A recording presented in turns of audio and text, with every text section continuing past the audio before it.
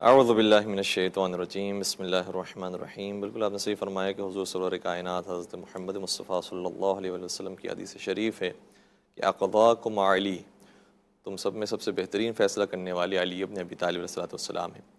ظاہر سی بات ہے کہ جب فیصلے کی ذمہ داری اور فیصلے کا منصب مولا علی علیہ السلام کو دیا گیا ہے تو اس کے پیچھے کچھ مقدمات کا طے کرنا ضروری ہے۔ صحیح۔ انسان بغیر علم کے قاضی نہیں بن سکتا، بغیر عدل کے قاضی نہیں بن سکتا۔ خود اپنے اوپر اگر اس نے اپلائی نہیں کیا ہے عدل اور انصاف کو تو وہ دوسروں کے لیے عدل و انصاف مہیا نہیں کر سکتا۔ تو یہ سارے مقدمات بھی موجود تھے حضرت علی بن ابی طالب علیہ السلام میں کہ ان کو یہ سند دی گئی اقضاکم علی، تم میں سب سے بہترین فیصلہ کرنے والے علی بن ابی طالب ہیں۔ اسی لیے حضور سرور کائنات یہ بھی اشارہ فرماتے ہیں کہ انا مدینۃ العلم وعلی بابھا، سبحان اللہ۔ میں علم کا شہر ہوں تو دروازہ اس شہر کا علی بن ابی طالب علیہ السلام ہے۔ اور شہر کی خاصیت یہ ہوتی ہے کہ اس کے اندر ہر چیز ملتی ہے، کیونکہ ورنہ عام طور پر کسی بھی فضیلت کو تشبیہ دی جاتی ہے تو عام طور پر یہ کہا جاتا ہے کہ اس کے اندر شجاعت ہے تو پہاڑوں جیسی ہے، اس کے اندر علم ہے تو سمندر جیسا ہے۔ لیکن یہاں پر حضور سرور کائنات نے نہ سمندر کی مثال دی، نہ پہاڑوں کی مثال دی، بلکہ شہر کی مثال دی، کیونکہ شہر کے اندر ہر ضرورت کی چیز مل جاتی ہے۔ اور اسی طریقے سے ہر ضرورت کا سوال اس کا جواب علی بن ابی طالب علیہ السلام بھی جانتے ہیں، اور ظاہر سی بات ہے کہ ان کے استاد حضرت محمد مصطفیٰ صلی اللہ علیہ وسلم جانتے ہیں۔ اور پھر خود حضور سرور کائنات کی زندگی میں اور اس کے بعد کئی مواقع پر ایسے ہمیں واقع نظر آتے ہیں کہ بار بار حضرت علی بن ابی طالب علیہ السلام سے رجوع کیا گیا۔ ایک تو یہ کہ حضور سرور کائنات نے یمن میں بھیجا تو آپ کو پورا اختیار دیا کہ آپ کا جو فیصلہ ہوگا وہی بہترین فیصلہ ہوگا، اور آپ کو ہدایت کے لیے یمن بھیجا گیا۔ اس کے بعد پھر جب حضور نے پردہ فرما لیا تو خلفائے راشدین کے زمانے میں کئی مرتبہ خلیفہ ثانی کی زبان سے جملہ جاری ہوا کہ لولا علی لہلک عمر، اگر علی نہ ہوتے تو عمر ہلاک ہو جاتا۔ اور بہت سے واقعات کو ذکر کیا ہے، تقریباً روایات کے اندر آتا ہے کہ 72 مرتبہ یہ جملے خلیفہ ثانی نے حضرت علی بن ابی طالب علیہ السلام کے لیے بیان فرمائے۔ اور پھر خود حضرت علی بن ابی طالب علیہ السلام کا جب ظاہری طور پر زمانہ آیا تو اس میں ایسے عجیب و غریب مسائل پیش آئے ہیں کہ اس کے جوابات حضرت مولا متقیان نے دیے ہیں۔ اگر آپ کے پاس گنجائش ہو تو میں کچھ نمونے پیش کروں۔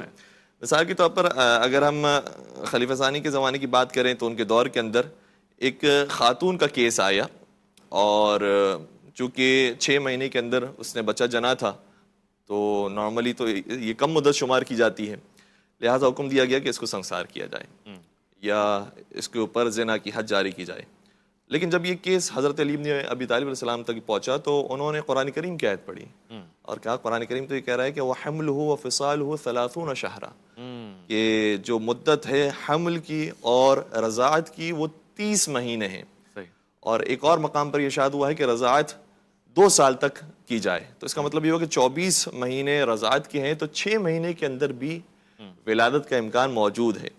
اور پھر خلیفہ ثانی کا یہ اعزاز تھا کہ انہوں نے حضرت علی بن ابی طالب صلی اللہ علیہ وسلم کی بات کو رکھا اور ان کے فیصلے کو قبول فرمایا اور اپنے فیصلے سے صرف نظر کیا، اور اس کے بعد فرمایا کہ لولا علی لہلک عمر۔ اور بھی بہت سارے موارد موجود ہیں۔ پھر ہم آتے ہیں حضرت علی بن ابی طالب السلام کی زندگی کے اندر، تو اس طرح کی کیسز کئی دفعہ پیش آئے۔ ایک خاتون تھی جو بغیر شادی شدہ تھی اور اس کو اس کے بھائی پکڑ کے لے کر آئے۔ اچھا۔ کہا کہ یہ اس کا شکم ظاہر ہو رہا ہے اور اسے تو محسوس ہوتا ہے کہ ایک بدکاری سرزد ہوئی ہے، تو آپ اس کو سزا دیجئے۔ اور وہ مقام بھی آج مسجد کوفہ کے اندر موجود ہے۔ جنہوں نے زیارت کی ہے انشاءاللہ پروردگار سبھی کو مسجد کوفہ کی زیارت نصیب فرمائے۔ اس میں مقام ہے، مقام دقۃ القضاء، دقۃ القضاء، جہاں پر یہ واقعہ پیش آیا تھا۔ تو حضرت علی کے خدمت میں جب یہ عورت کو پیش کیا گیا تو کہا کہ اس طریقے سے بغیر کسی ثبوت کے تم اس عورت پر الزام نہ لگاؤ، اگر ثبوت ہے، کوئی دلیل ہے تو پھر بات کرو، کیونکہ گواہوں کے بغیر اس طرح سے الزام لگانا یہ قرآن کریم کی آیت کے خلاف ہے۔ تو مولا علی علیہ السلام نے ایک وہاں پر کمرہ تشکیل دیا اور ایک خاتون کو بھیجا اور ایک خاص طرح کا مرطوب وہاں پر ایک برتن میں، ایک ظرف میں رکھا گیا، اور پھر کہا گیا کہ اس عورت کو اس برتن میں بٹھایا جائے۔ ٹھیک ہے۔ اور جس وجہ سے وہ شکم ظاہر ہوا تھا وہ آہستہ آہستہ وہ شکم دوبارہ اپنی اصلی حالت کی طرف لوٹ گیا، اور ایک حشرہ وہ اس برتن کے اندر آیا۔ اور جب یہ کیفیت باہر آئی اور ظاہر ہوئی تو مولا علیہ السلام نے فرمایا کہ دیکھو اس سے کوئی گناہ سرزد نہیں ہوا تھا، تم بلا وجہ اس کی جان کے دشمن ہو گئے تھے، تم نے اس کی عزت ناموس کے اوپر انگلی اٹھائی تھی۔ اس طرح زیب نہیں دیتا کسی مسلمان کو کسی مسلمان کے اوپر انگلی اٹھانا، اور فرمایا کہ یہ ایک حشرہ تھا کہ جس کی وجہ سے اس کا شکم اس طرح سے ظاہر ہوا تھا، اور اس کے نکل جانے کے بعد یہ دوبارہ اپنی اصلی حالت کی طرف لوٹ گئی ہے۔ تو مولا علیہ السلام کے اس حکم کی وجہ سے ایک کی جان بچی ہے، عزت آبرو بچی ہے، پورے خاندان کی عزت آبرو بچی ہے، اور بھی بے شمار کئی سارے واقعات ہیں کہ جو مولا کی زندگی میں نظر آتے ہیں۔ اور یہ بھی ارشاد فرمایا کہ سلونی قبل ان تفقدون، مجھ سے سوال کرو قبل اس کے کہ تم مجھے کھو بیٹھو۔ اور یہ بھی نہج البلاغہ کے جملوں کے اندر موجود ہے کہ میں زمین کے رازوں سے زیادہ آسمان کے رازوں کو جانتا ہوں، اللہ اکبر، لہٰذا مجھ سے سوال کرو۔ اور یہ بھی روایت کے اندر موجود ہے کہ حضرت علی علیہ السلام کو جو علوم حضور سرور کائنات نے سکھائے تھے، وہ کہا جاتا ہے، روایت کا جملہ یہ ہے کہ وہ 1000 باب تھے، 1000 چیپٹرز تھے کہ جو حضرت علی بن ابی طالب السلام کو سکھائے گئے۔ اور پھر مولا شاہ فرماتے ہیں کہ میں نے ہر باب سے مزید 1000 باب نکالے ہیں، اور اس کی شروحات اور اس کی جیسے کہ قابل شاگرد ہوا کرتا ہے۔ اور میرے خیال ہے کہ اگر یہ جو معروف بھی یہی ہے کہ آپ کی شہادت کی وجہ بھی آپ کی عدالت، شدت عدل، شدت عدل ہی، بالکل ایسا ہی ہے۔ لیکن حقیقت یہ ہے کہ دیکھیں، جس کے لیے عدل، مولا علیہ السلام نے بھی فرمایا، جس کے لیے عدل تنگ ہو جاتا ہے اس کے لیے ظلم زیادہ تنگ ہو جاتا ہے۔ اللہ اکبر، کیونکہ عدل میں پھر بھی عمومی رفع موجود ہے، ہر ایک کے لیے سہولت موجود ہے۔ بعض افراد تھے، اور یہ تقریباً ہر زمانے کے اندر رہے، ہمیں خلیفہ سوم کے زمانے میں بھی ایسے افراد نظر آتے ہیں کہ جو قریبی افراد تھے، وہ آیا کرتے تھے اور انہوں نے تقاضے کیے ہیں کچھ۔ تو اسی طریقے سے مولا علیہ السلام کے زمانے میں ملتا ہے کہ جناب عقیل نے آ کر ہی تقاضا کیا کہ اے علی، آپ تو ہمارے چھوٹے بھائی ہیں، اس لیے ہمیں کچھ عطا فرمائیے۔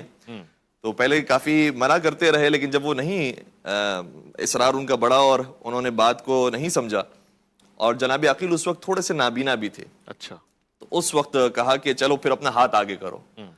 اور جناب عقیل نے جیسے اپنا ہاتھ آگے کیا تو حضرت مولا علیہ السلام نے جلتا ہوا انگارہ ان کے ہاتھ میں، اللہ اکبر، جلتا ہوا انگارہ، اور فوراً سے انہوں نے جب چھوڑا تو کہا کہ یہ کیا کر دیا تم نے، میرا ہاتھ جلا دیا۔ کہا کہ تم اس آگ سے ڈر رہے ہو، اور جس کام کی طرف تم مجھے دعوت دے رہے ہو اس کی آگ اتنی سخت ہے کہ جو اس آگ کا مقابلہ نہیں کر سکتی، تم مجھے اس آگ میں دھکیلنا چاہتے ہو۔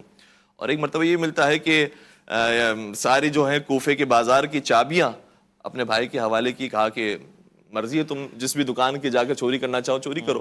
تو کہا یہ تو آپ مجھے چوری کرنے کا حکم دے رہے ہیں، یہ کام میں نہیں کر سکتا، میں تو آپ سے وظیفے میں اضافے کے لیے آیا تھا۔ تو کہا کہ جو تم وظیفے میں اضافے کے لیے آئے ہو اس میں تمام مسلمانوں کا حق ہے، اور جو میں تمہیں ایک دکان کی طرف اشارہ کر رہا ہوں اور تمہیں سمجھانے کی کوشش کر رہا ہوں وہ کسی ایک مسلمان کا حق ہے۔ ایک مسلمان کا حق زیادہ اہم ہے یا تمام مسلمانوں کا حق زیادہ اہم ہے؟ اس طریقے سے مولا علی علیہ الصلوۃ والسلام ہمیشہ عدالت کا پیغام کرتے رہے، اور اسی عدالت کی وجہ سے انہیں شہید کیا۔